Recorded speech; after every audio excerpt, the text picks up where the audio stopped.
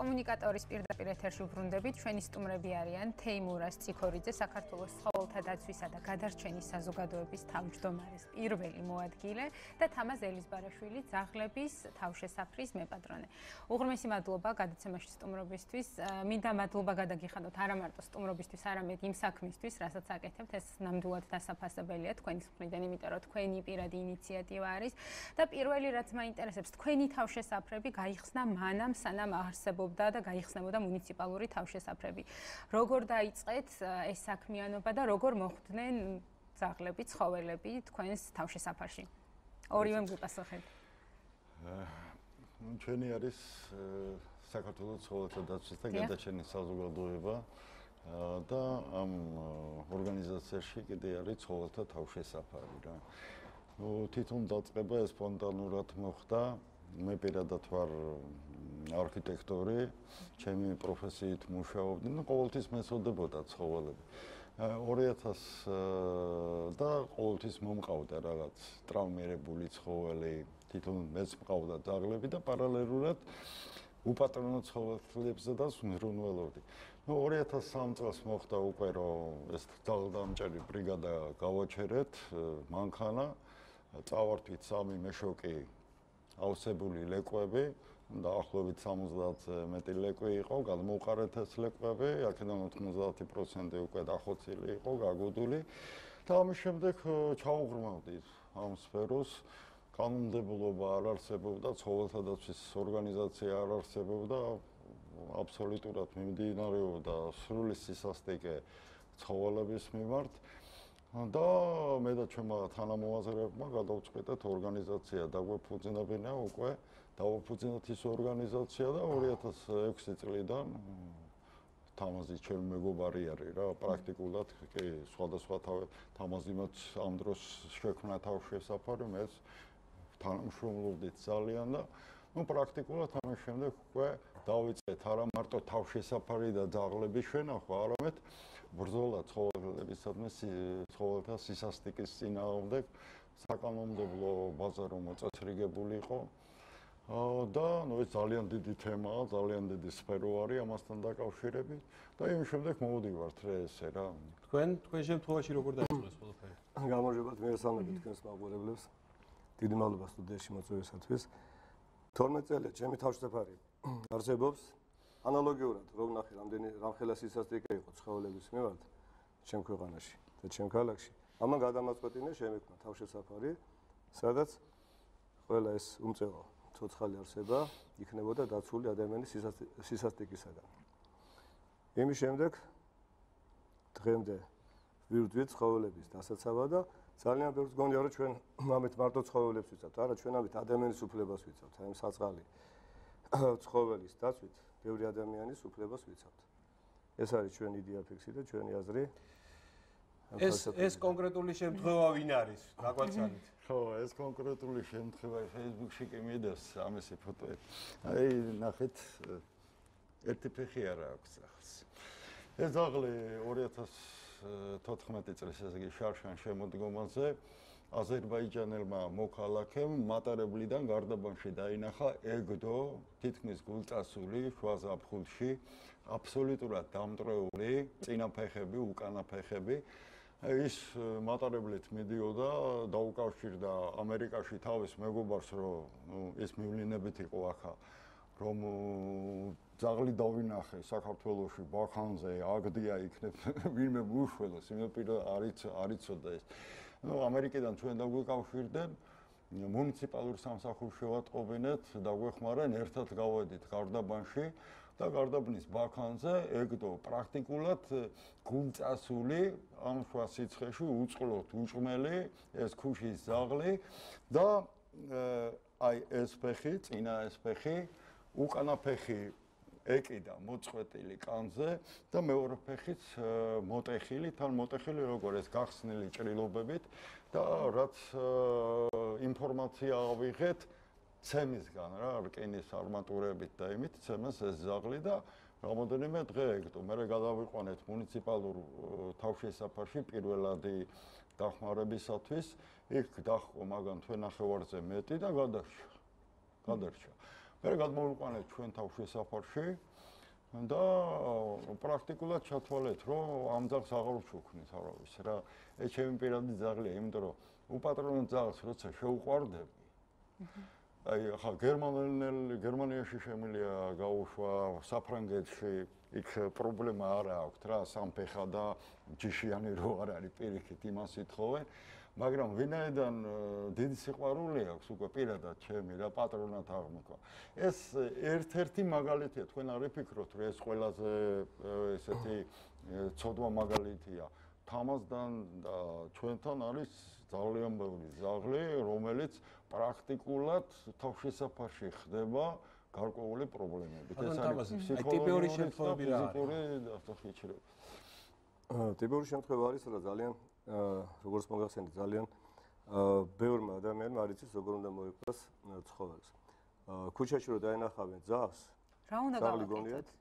ძაღლი გონიათ რაღაც უბედურება, ასე იგი, რომელიც უნდა მოსპონ, მოკვლან და ასე შემდეგ. გასაკეთებელია რა უნდა ამაღლდეს საზოგადოების განათლება და ცნობიერება ცხოველებთან მიმართებაში. ქუჩაში ჩვენი მოთხოვნა არის ცხოველთა დამცველების აგრესიული ძაღლი არ უნდა იყოს და ბუნებრივია შესაბამის ზომებს ღებულობთ. აგრესიული ძაღლი, რომელსაც ფსიქიკა აქვს შერყეული, ის უნდა იყოს დაძინებული ცივილური მეთოდით, მაგრამ არააგრესიულ ძაღლს აქვს უფლება ქუჩაში ცხოვრების.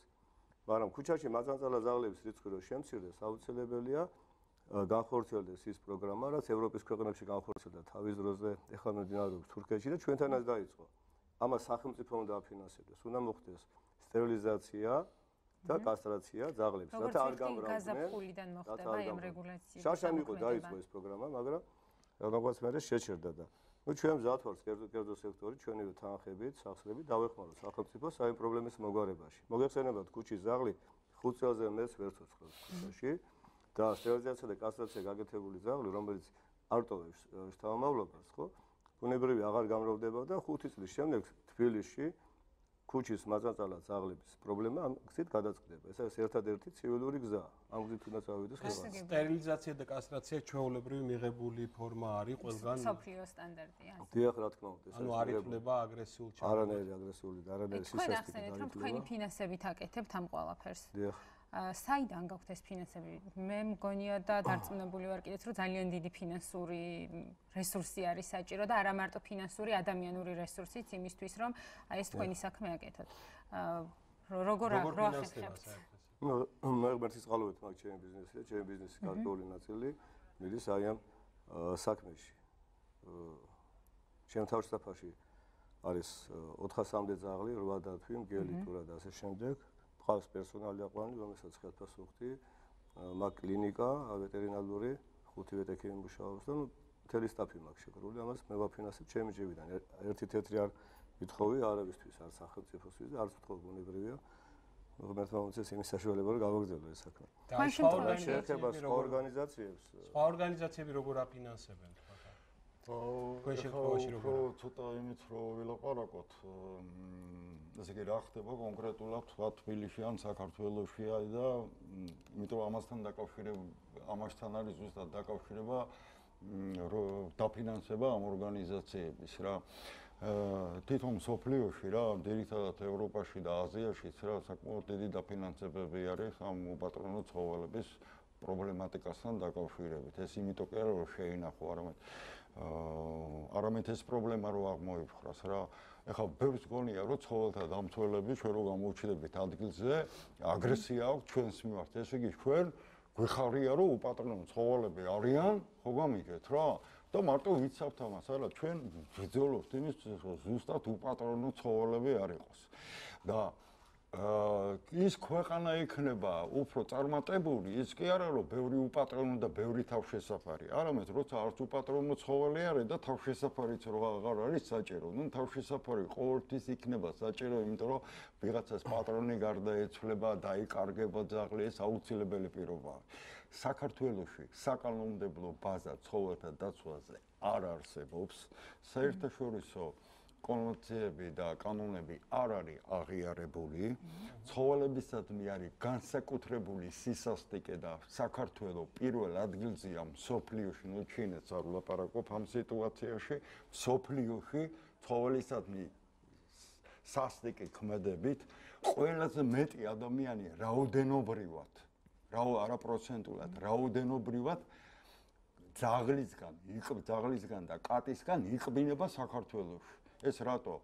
აგრესიული ცხოველები ყავს, აგრესიული ხალხი ყავს რა და სისასტიკეს ისინი ცხოველები ადეკვატურად პასუხობენ. და პრაქტიკულად თბილისში მოწესრიგდა რატო სიტუაცია ვიბრძოლეთ მანამდე 2007 წლიდან 2011 წლამდე მარტო შპს დებიუტმა კონტრაქტორმა მერიის ფირმამ 85000 ძაღლი მოკლა უსასტიკესი მეთოდებით თბილისში. და ჩვენ 22 პოლიციის მანქანა გამოიძახე შენ დასაჭერად რა რომ ვიცავდი ძაღლებს რა. და დღესაც მიმდინარეობს კიდე ბრძოლა თამაზის წინააღმდეგ დღესაც გადმონაშრები რა ესე. ამ ყველაფერთან დაკავშირებით ის რა ქვია მაპატე თვითონ საგანმანათლებლო სისტემებში ნულია, იმიტომ რომ საგანმანათლებლო სისტემა არის ერთ-ერთი რომ მენტალიტეტი ავამაღლოთ, მოცა თუ მენტალიტეტი არ ამაღლდა, თუ ის რა ქვია პარლამენტში ისე ვის ხალხი იქნება, რომელსაც არ აინტერესებს არაფერი, არც კანონს მივიღებთ. არც საგანმანათლებლო სისტემას მივიღებთ არაფერი. მარტო თამაზ ელიზბარაშვილი, თემური წიქორიძე და კიდე რამოდენიმე ამას ვერ შევძლებთ. და აქედან გამომდინარე, ეხლა მე მივესალმები იმას, რომ თბილისის მერიამ 2012 წლიდან მოაშენდა ეს თავშესაფარი მუნიციპალური გვეხმარება ძალიან ბევრ საკითხში დააგვარებს. ეს უკვე იყო გადაცემა ბატონ თემურ ხალხზე ხელმძღვანელი ძალიან კარგი პიროვნება. და ცხოველთა მონიტორინგის სამსახურის შესაბამისი დაფინანსებით, თუმცა ტექნიკური ბაზა ერთია თავშესაფარი. ოღონდ პირველი ნაბიჯი გადადგეს. ჩვენ ზარი გვაქვს ეთერში. ამის პირველი უნდა იყოს სახელმწიფოს დაფინანსება და არა მარტო თავის სამსახურების მიმართ, არამედ თვითონ ამ საზოგადოების. ახლა თამაზ ელიზბარაშვილი არის ბიზნესმენი. და თავისი ბიზნესი კაზინოების და მაპატიეთ სხვა გასართობ-იმების მაგალითად ზუსტად აი ამ საქმეში და უზარმაზარ თანხას ხარჯავს. ჩვენი არის ორგანიზაცია, სადაც შემოწირულობები არის, ლაპარაკეთა მიზერი. არ ფინანსდება ორგანიზაციები. პირველ რიგში სახელმწიფო მის არასამთავრობო ორგანიზაციები უნდა დააფინანსოს ამასთან დაკავშირებით. მარტო თბილისი არ არის საქართველოს. მოდი დაუბრუნდეთ აუცილებლად ამ თემას. ჩვენ ზარი გვაქვს ეთერში. მე უკაცრავად ბატონებთან მაქვს ერთი შეკითხვა. ერთი კი არა, ორი შეკითხვა. პირველი, აი 2006 წლიდან ზრუნავ თქვენ ძაღლებზე, ხო? აი 2006 წლის შემდეგ თუ გაქვთ თქვენ ინფორმაცია, სოფით რამდენი ადამიანი გარდაიცვალა? და მეორე შეკითხვა, რამდენი მიუსაფარ ბავშვს დახმარები ხართ? ლეიკემიით დაავადებულ ბავშვს დახმარები ხართ, რომ სიცოცხლე შენარჩუნებოდა? ანდა კიდევ უბინაო, მიუსაფარ მოხუც მიხმარები ხართ? იქნება ამის შესახებაც გითხრათ. კეთილი, უბრალოდ მე უნდა უპასუხო, იმიტომ რომ ერთი მეორეს არ გამორიცხავს, რა საკვირველია. გავცინოთ პასუხს ამ ხალბატონს ეწყობა არ აქვს ინფორმაცია. თქვენ რა იცით ხალბატონო, რამდენი ბავშვი ვეხმარები, არამდენ ლეიკემი დაავადებულს, რამდენი ბავშვის ოპერაციას ვაფინანსებ ყოველთვიურად. უბრალოდ უხერხულია. თუმცა ეს არ ჩემგან ამ თემაზე ლაპარაკება, გაიგიჩეთ და მე მელაპარაკეთ, მე დამისვით ეს კითხვა, სირცხვილია. ესეთი საუბარი, ესეთი კითხვები. და რაც შეეხება სოფთან დაკავშირებით, ცოფთან დაკავშირებით, საერთოდ ცოფთან დაკავშირებით, ცოფისადმი ბრძოლა ეს არის სახელმწიფო პროგრამა. სახელმწიფო არის ვალდებული და პროგრამაც აქვს უფასო ცოფის ვაქცინაცია, წესით უნდა დაადარეკოს ნებისმიერმა პირმა შემთხვევები არის რა საკვირველია. ვალდებულები არიან მოვიდნენ და გააკეთონ და აკეთებენ კიდეც რა. თუმცა მე ვფიქრობ, რომ არაშესაბამისი არ არის მომზადებული ეს პროგრამა რა. იმიტომ რომ ხან ეს სიარული დარეკვაზე არ შეიძლება რა. ცოფის დღე არის 28 სექტემბერი, თუ არ ვხდები, იმ დღეს გამოდიან, ჩვენც დაუძახეთ, ჩვენ თავშესაფარი, მაგრამ ცოფთან ბრძოლას პროფესიონალური თვალსაზრისით სხვა საკითხებით არის. თუმცა გადადგმულია ნაბიჯი და საერთაშორისო ორგანიზაციები ჩაბმულია ამ პროგრამაში. მე დავამატებდი ეს ბატონო სერგი. ამ 12 წლის განმავლობაში 4000-ზე მეტი ზაღლი მყავს. მე მარტო ზაღლებზე მაქვს ლაპარაკი, სხვა ცხოველებსაც ვწყებულობ. ჩემთან თავისუფლად 4000 ზაღლი მყავს მიღებული. შემდეგ იქიდან ხდება ძაღლის გაჩუქება და ამ 4000 ძაღლიდან ერთი შემთხვევა არ მქონია მე ცოფის. მაგრამ თუ არის ქალაქში ან ქვეყანაში ცოფის შემთხვევა, ეს თავშესაფარის პრობლემა არ არის. ეს არის ქვეყნის პრობლემა. უნდა იზრუნოს შესაბამისმა სამსახურებმა ამ საკითხზე და თავშესაფარის დანიშნულება და ფუნქცია რა არის? მიცეს თავშესაფარი დასახიჩრებულ დამტვრეულ ქუჩის მაწანწალა ძაღლს უმკურნალოს და შემდეგ ისევ დააბრუნოს ქუჩაში. რა თქმა უნდა, თუ ის აგრესიული არ არის. თავშესაფარში ქუჩის მაწანწალა ძაღლი არაერთი შემთხვევაში არ შეიძლება გაჩერდეს, რადგანაც ის მიჩვეულია თავისუფლად ცხოვრებას და ჩაკეტილ სივრცეში იმ თავშესაფარში ემართება დეპრესია და კვდება. თავშესაფრის ძირითადი ფუნქცია არის რა? როგორც გითხარით, დასახიჩრებული ძაღლი მიიღოს, უმკურნალოს, ესეო დააბრუნოს თავის ბუნებრივ არეალში, მიიღოს ოჯახიდან ძაღლი, თუ საპატიო მიზეზი აქვს იმ ძაღლს, ღმერთმა დაიფაროს, თუ პატრონი მოუკვდა, ან დაინვალიდა და აღარ შეუძლია, ან უცხოეთში წავიდა, ან ციხეში მოხვდა. აი ამის ესე იგი მარეგულირებელი არის თავშესაფარი. აი ამ საკითხს არეგულირებს. თქვენთან დაკავშირება როგორ შეიძლება გვეკითხებიან? ანუ აი ჩვენ ახლა ამოვანათებთ ვებგვერდს, რა საკვირველია, ეს არის doc.com.g ერთ-ერთი ვარიანტია. თქვენ რა საკვირველია Facebook-ის გვერდებიც გაქვთ, ამას ყველაფერს გამოვაქვეყნებ. როგორ ხდება თქვენთან დაკავშირება? ძირითადად მოყავთ პირდაპირ თუ აი მე ჩემ თავშესაფარზე გეტყვით, მე ჩემ თავშესაფარს, ესე იგი საქართველოს მასშტაბით.